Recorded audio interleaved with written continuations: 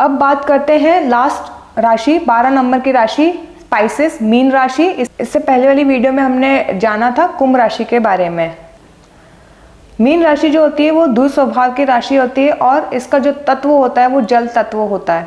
अगर जैसे मीन राशि बोला जाए, सबसे पहले इनका प्रकृति निकल के आती है, बहुत इमेजिनरी दुनिया में जीते हैं, इमेजिनेशन लेवल इनका अलग ही होता है, बहुत काल्पनिक दुनिया बना के रखते हैं अपने आसपास। दयालु होते हैं, भावना और रहस्यों से भरे हुए होते हैं ये लोग, संवेदनशील होते हैं और इनका जो इंट्यूशन लेवल होता है वो नेक्स्ट लेवल होता है। इंट्यूशन पावर इनकी बहुत स्ट्रांग होती है, जिसे हम सिक्स सेंस बोलते हैं। दानी स्वभाव होता है, इतने दान करने में आगे रहते हैं ये लोग कि इनको अपने पास कम है उसको कोई फर्क नहीं पड़ता है। अगर किसी की ज़रूरत, इनको लग रहा है कि किसी को ज़रूरत है तो इसको अपना हिस्सा भी दे देंगे, कुछ इस प्रकार का बहुत दयालु होते हैं। रिश्तों को फायदे और नुकसान से आगे रखते हैं। रिश्ता निभाने की बारी आएगी तो ये पहले रिश्ता निभाएंगे, उसके अंदर नुकसान, उसका फ़ायदा नहीं देखेंगे कि मुझे इससे नुकसान हो रहा है या मुझे इससे फ़ायदा हो रहा है।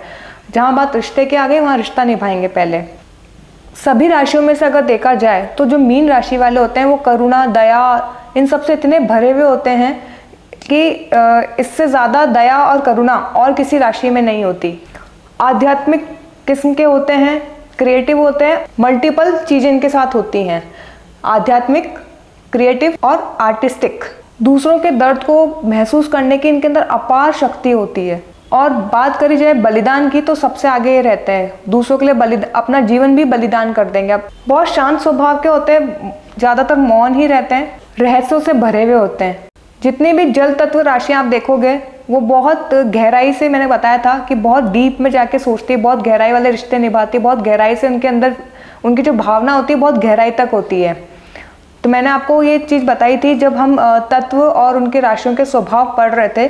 तो जल तत्व की जितनी भी राशियाँ हैं अगर आप देखेंगे तो बहुत गहराई से सोचने वाली, भावनात्मक और बहुत गहराई से रिश्तों को समझने वाली राशियाँ होती हैं। मीन राशि के जो लोग होते हैं सच्चे दिल के होते हैं और प्रेम से भरपूर होते हैं। जहाँ भी जाते हैं अपने घर, समाज, परिवार में कहीं पे भी, तो अफेक्शन जिसको बोलते हैं हम, अफेक्शनेट, बहुत अफेक्शनेट होते हैं। किसी से भी जाते हैं तो जुड़ते हैं उससे, बहुत अफेक्शन, प्यार, प्रेम रखते हैं।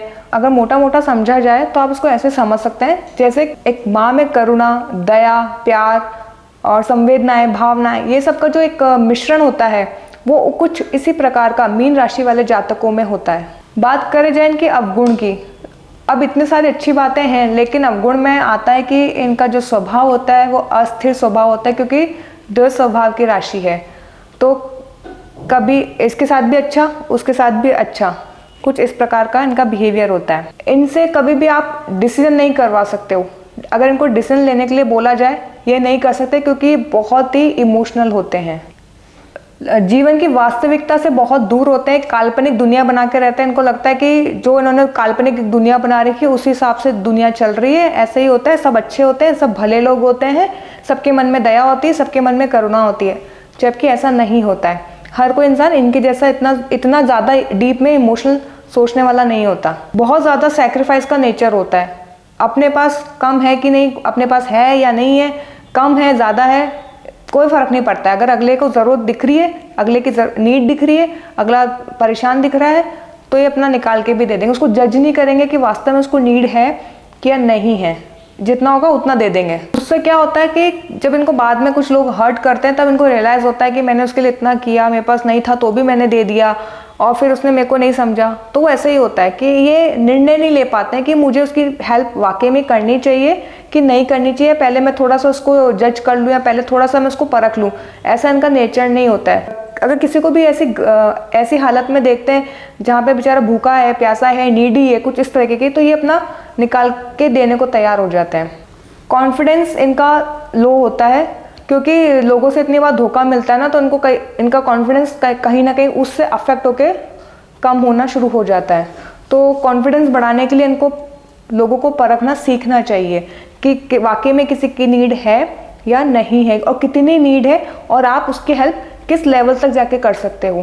पर एनालिसिस की इनकी पावर इतनी अच्छी नहीं होती है, तो बार बार उसी चीज़ में ट्रैप होते रहते हैं। तो अगर ये अपने थोड़े अवगुणों पे काम करें, अगर अपने अवगुणों को समझ जाएं, तो शायद हो सकता है कि अपने इमोशनल थोड़े कंट्रोल कर लें और जिसकी वजह से ये हर्ट ना हो और थोड़ी और लोगों की हेल्प भी एक लिमिट में कर पाएँ। इनको ये समझना चाहिए कि ये लोग इस लाइफ के जितने भी दुखी हारी लोग हैं उन सब की हेल्प नहीं कर सकते। इनकी भी एक लिमिट है, इनका भी एक दायरा है। सबकी हेल्प भगवान ही कर सकते हैं। किसी भी इंसान में इतनी पावर नहीं है कि वो पूरी इस दुनिया के दुख और इस दुनिया की ज़रूरतों को पूरा कर सके और लोगों को खुश कर सके।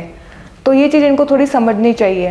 तो आई होप आपको यहाँ तक अच्छा लगा हो, आपको कुछ इन्फॉर्मेटिव वीडियोस लगे हों तो प्लीज़ लाइक कीजिएगा, कमेंट कीजिएगा, और आपके आसपास में कोई आपके फ्रेंड सर्कल में, आपके फैमिली में अगर कुछ भी ऐसे राशि के लोग हैं तो प्लीज़ उनके साथ शेयर ज़रूर कीजिएगा और देखिएगा कि कितना परसेंट एक्यूरेसी पे उनके लाइफ में ये इम्पैक्ट करता है, उनके लाइफ में जो उनके स्वभाव बताए गए हैं और कितना उनका स्वभाव से चीज़ें मैच करती हैं।